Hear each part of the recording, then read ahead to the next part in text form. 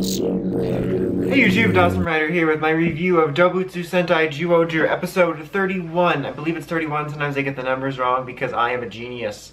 So, let's just go ahead and jump right in. This was the sort of conclusion of, not really a two-parter, but of the storyline in which we get Cube Whale on our side and get the mecha formation of dodekai-oh.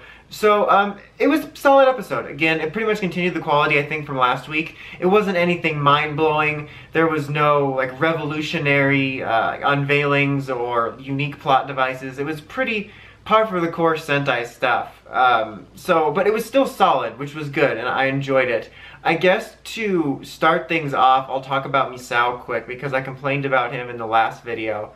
And, how he is just always annoying and getting in the way and kind of turned into a punchline, all that stuff I was mentioning last week. And they sort of resolved it this week, at least the problem of the moment with him this week. In pretty much not all that different of a fashion that they've been handling him. He mainly was just going over the top because of the stuff that went down with the Grand Champion symbol and wanting to prove himself even more worthy of the group. And honestly, it wasn't really anything that different. It was just the events of the last arc sort of pushing him forward to be more annoying. And the thing is, as I've mentioned this before in multiple other times in other videos and whatnot, but I don't mind the idea of what his character is at the core, of a character that's very unsure of himself, very insecure, wanting to, you know, prove that he's worthy of friends, doesn't feel worthy of it, because that's a very relatable thing for a lot of people, including myself. And the thing that I have a problem with is that it's played for a joke. And in this episode, we do get it taken quote-unquote seriously a bit with his talk with Sella, which has actually had some kind of nice moments. But then at the end, you again come back to that moment where it's like, oh man, we have this progress where he's shown that his efforts are appreciated and he might start making progress. And then at the end of the episode, it's, oh no, I got too touchy with Whale again, better go in the corner and do my classic huddling bit. And that's what's annoying to me. And with stuff like that, with anxieties and insecurities like that, it doesn't just clear up like that. It's like when you're stressing out about something and someone says, don't worry, you're not just like, oh, okay. But it would be nice to show progress in it, because we've touched on this a couple times. I think a little while back, I don't remember if it was Tusk or, I'm trying to remember Yellow's name, or Yellow, I'm just going to say Yellow for now. But there was an episode, I think it was with Yellow, about Leo, I think, yes.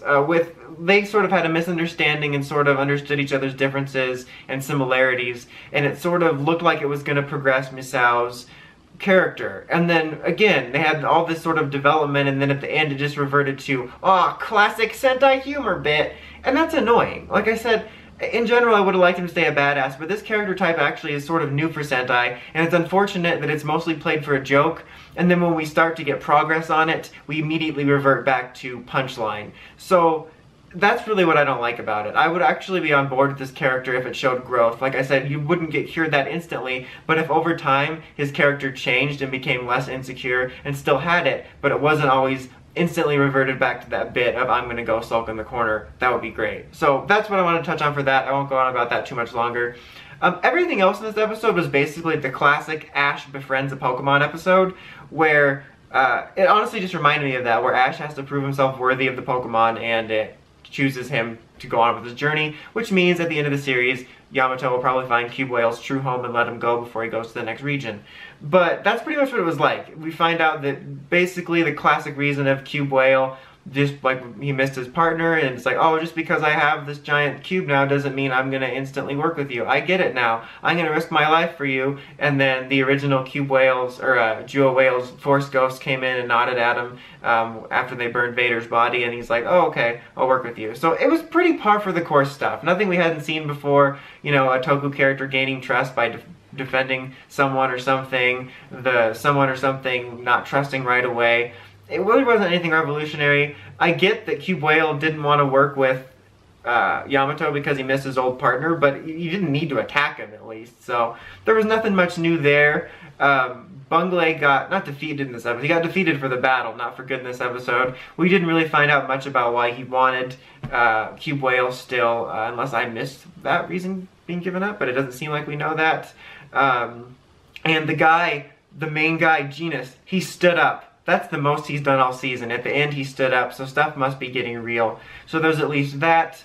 The mecha battle was cool. I liked dodekai-oh quite a bit. When I first saw the pictures of like the toy, I was a little unsure because, you know, the toy is always the classic block. But I think the suit looks really good. It was really neat, a pretty fun little fight. I really liked when Whale came on their side, that he sent down the little harpoon for Yamato to fight with. I thought that was pretty cool as well. But yeah, there's not a whole lot to dig into in this episode. It was just kind of really traditional Sentai tropes, but it was just a solid, entertaining episode. I'm glad to have a couple weeks now, 4 weeks now, I guess, the 2 Gokaigers and then this whale arc of enjoyable Zyuohger. It looks like next week we're going to be going back to filler, but the thing is that Sentai is never really fully serialized, or at least some of them are more serialized than others, but a lot of Sentai isn't fully serialized or serialized as like Rider can be. Now I really just want cereal. But anyway, but it would be nice. What I'm hoping for is, even though next week looks like a filler, is a balance. I think I mentioned this last week and possibly the week before, of when we have filler, still make it feel like the main plot elements are going on, and don't make it feel like we're stopping to do this filler, and then don't mention anything about the core plot that's going on, as if it doesn't exist outside of the filler bubble. Like, there's no doubt that there's going to be a decent amount of filler within the last chunk of this Sentai, but at least don't make it feel like the main plot is being put in a drawer while it's happening. Make it flow together. You can do filler and main plot at the same time. So that's what I'm hoping for. I'm glad to have a couple weeks of enjoyment. I just hope it continues to either not be dull or be amazing. So we'll have to see. But anyway, that's about it.